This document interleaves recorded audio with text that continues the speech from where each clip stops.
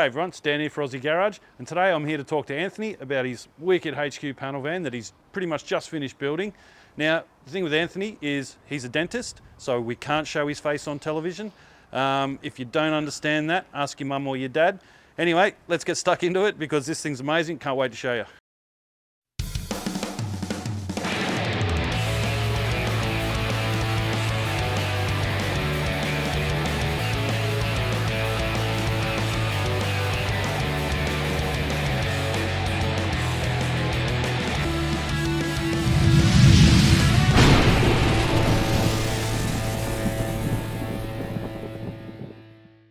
All right, Anthony, good morning. Morning, how you going? I'm really good, mate. And wow, look at this thing. Thank you. So, how long have you had this thing? I've had it about 13 years. Bought it off a mate that was heading to America and wanted to make sure that someone looked after it for him. What condition was it in when you got it?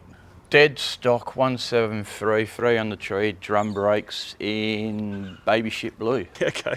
Not much of interior, no floor, no rear, just a little bit of rust, but yeah, in very good condition. He got it from his uncle who bought it brand new. When I first met you, you were pretty much about halfway through the build, I'd say, when you'd set all your suspension and that sort of thing up, which is another thing. So tell us more about what you did under there. Suspension and chassis was all stripped back to bare metal. I used Pour 15 to redo the whole black. I've gold anodized every nut and bolt, U-bolt, bracket that can be unbolted off the vehicle. All the suspension parts are red. She's got 4 piston Wilwood rotors front and back, 9-inch LS1 and a 4L60E, in-tank fuel pump, and a lot of stainless steel and braided and custom aluminium brackets. Right, so yeah, you went right through it. Yeah. Yeah. So you had this thing up on the spit. Now I know that because I've got that spit now. Yeah. But yeah, so you had this thing on the spit roast. You even put the chassis on the spit, didn't you, and spun it around? Spun it around. The chassis all been painted one side inside out, the whole kit and caboodle. The underneath is all painted silver as well to match the same colour. Engine bay, the whole lot. Just not showroom, but I wanted it clean so when you look at it, it looks nice. Now, it's important to mention that you've done all of this here at home, haven't you? Yes, I've done everything myself, even the paint job. I'm not a painter or panel beater, never have been, never will be. I'm a qualified mechanic. So it was my first car I ever painted, and I think it's not too bad. I mean, it's good enough. It covers up all the old ugliness, but yeah, it's a one-off paint job, literally. Yeah, no. The LS1's been modified to look retro, not like a standard fuel injection engine. So the engine bay is clean and looks like it's got a carby sitting on top. Ah, awesome. And the wheels look fantastic, mate. They fill the guards perfectly. What are they? They are Rambler U110s, 18 by 8s on the rear, front, sorry, and 18 by 9.5s on the rear. They look great, don't they? Yep, Yeah. they do. So how long has it taken you? So you've got 13 years. 13 years with it. It sat on blocks for 5, and then I started really tinkering with it and really getting into it. Yeah. The last year has been just about every day. I stopped working to do other projects, and I've spent just about every day on it. Now I know you've been hard at it because we've been keeping tabs on you. Yep. And we were forced to keep our mouths shut about this build. So I didn't really want progress shots out there. I wanted to go down to the WA state titles as a surprise because everyone knew what it was like in the old blue and black and bunky, and I wanted people just to be surprised and going, wow. So how did you go down at Max? I know how you went, but I think you better tell everyone. Really, really well. I wasn't really expecting much, especially because with the paint job, but I took out best, top medium van for the WA state, van state titles, and WA van state titles top 5. And in the actual Max Pinjarra itself, I took out a top 10, which I was completely amazed about. Yep, no, that's because there was fantastic. some stiff competition, and I'm just amazed. Well, mate, it's a testament to the work that you've put in over the last 13 years and particularly the last 12 months, because you built this thing up, didn't you, and had it all running, you had it sitting exactly how you wanted it, you had the wheels on it that you wanted, you had everything all set up, and then you blew it apart again, didn't you? That's correct, yeah. And, you know, I've always learnt to build a car first, do all your modification bits and pieces, take it to the engineer in the pits, and what they don't like, you can fix and change. You're not hurting finished products. Yeah, that's it. You know, so you take it apart and make it look good. Well, congratulations on doing well at Max, mate, because I think it's totally deserved. Thank you. Let's pop the bonnet and have a quick look under there. One of my lazy little things I put in this as well is remote opening for the bonnet. Nice, man. LS1, it's got a lot of fabs on it, even down to, I'm running a Corvette power steering pump, a modified air conditioning bracket. So I've got the actual aircon pump down the back in factory position. It's running the Holley manifold and fuel injection, Edelbrock full barrel throttle body, and it's all just hidden. Coil covers, so the coils are hidden and all the wiring is hidden. Relocated, wiper motor. I got custom tanks and valance made up by Lurch's Custom Fabrication. Hides my washer bottle, horns, and all my pipes going to my air conditioning, which is the vintage air that's hidden up underneath the dash. I hand panelled the inner guards to get rid of the factory drip rails. As you can see by the chassis and the upper control arms with the gold zinc bolts and all that, the whole underneath is like that. All the brake lines, power steering lines, tranny lines, all hand bent stainless steel. I made all the brackets that hold the tranny lines to the motor, all custom made at home, just out of sheets of aluminium. I run in tough mounts with pacey extractors, cats, and my own custom twin 3-inch exhaust. All right, well, from here we generally go inside and have a look, so let's go have a look at the interior. Yep. Looks pretty good from here.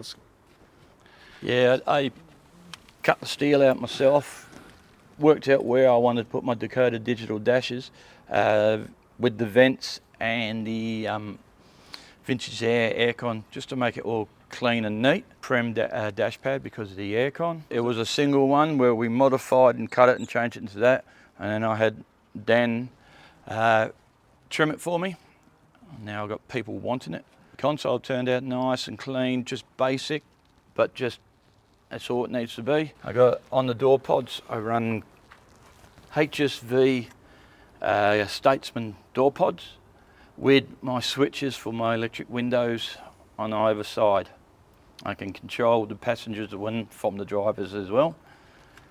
And it doesn't have to be on the console when down there, does it? It's nice and out of the way, isn't it? No, I wanted the console clean. Might mosey on around the back and have a look around there. Right, so the one-piece bumper bars, first thing I noticed. Yep, off a HQ wagon, just to clean it up. I didn't like the bumperette little units, I just wanted a spiffy clean. So I got a fiberglass tailgate cover on the back of the back window so you can't see in, purely on the fact is I've got an electronic rear vision mirror, so I have a camera mounted out the back of my car, and that shows my rear vision mirror, so I don't need to look through the whole car to find what I'm doing. The back is only base trimmed at the moment, purely mattress, blankets, bits and pieces, vinyl trim on the sides, and boxes to cover up the twin batteries that I have running down one side. As all my electrics is all hidden through the chassis rails, so you can't find any of my wiring. When I'm finished up in the roof, we'll have a big fold down TV screen with a sound system in it with about 4 speakers, just so if I want to lay in it, if I go camping, whatever, I can watch a little bit of TV.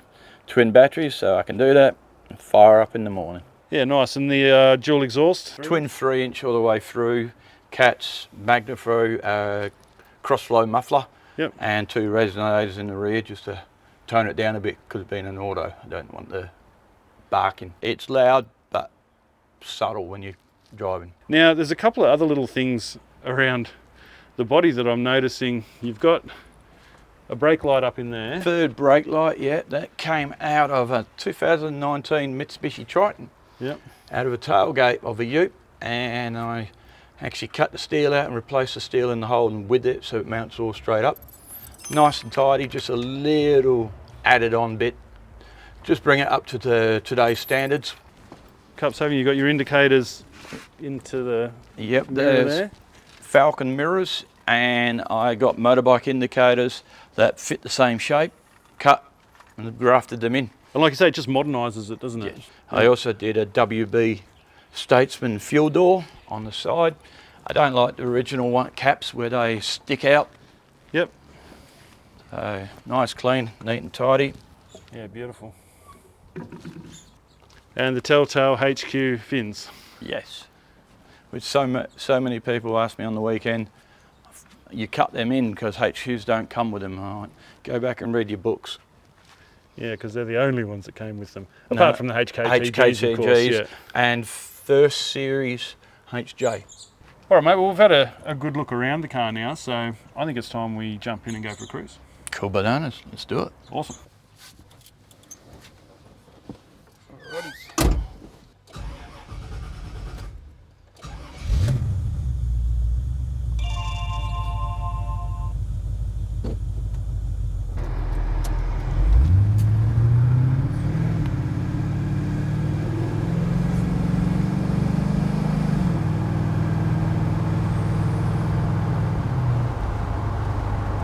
Yeah, that's the thing about LS's, isn't it? They're just nice and gentle, you don't need to give them hurt, and they just got power to go. No, it's very smooth in here, man. It cruises along very nicely, isn't it? Yeah, it does. And like for how low it is and the big wheels and everything, you're expecting a little bit more resistance, but it just doesn't seem to have it, does it? No, it's very gentle on the road. I just made sure I matched up everything and didn't go too stupid on the shockies and bits and pieces. It's all Petter's race suspension, but it works wonders. It works on the HQ race cars. Might as well not work on the HQ street cars. Yeah, well, it doesn't really roll around or anything, does it? It's quite tight.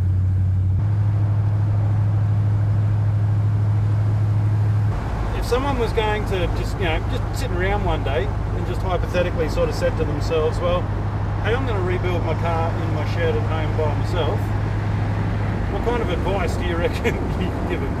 Get a hoist. I built this all on axle stands, and I'm showing my age now. Hoist would be nice, but don't say you can't do it. I was taught by my father, give everything a go. Don't give up. I actually carry my father with me everywhere. Promotion earned. Yeah, awesome. Passed away last year. Good way of keeping him riding along with you, mate. Yeah. He got me into cars, and he was always proud of what I built with cars. For all you East Staters, this is what we got. But not today. But yeah.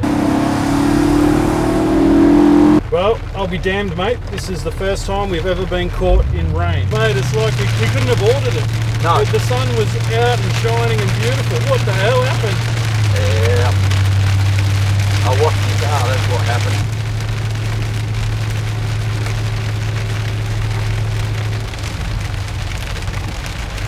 All right, Anthony, thanks heaps for having us out here today, mate. Really appreciate you showing us the van. No worries, thank you very much. And we'll see you around, mate. No, maybe you won't. Don't forget to jump on our website, check out our merch. Also, like, share and subscribe to this video and our channel, mate. It really helps us out a lot, and we can get more of this stuff out to you guys. So, thanks again. We'll see you on the next one. I washed the car, that's what happened. Yeah, that's it. Oh, well, I'll have to help you wash it again, mate. Yeah. I reckon 100 k's per hour will get it clean. Yeah. Beaten off the paint, ceramic already. Yeah.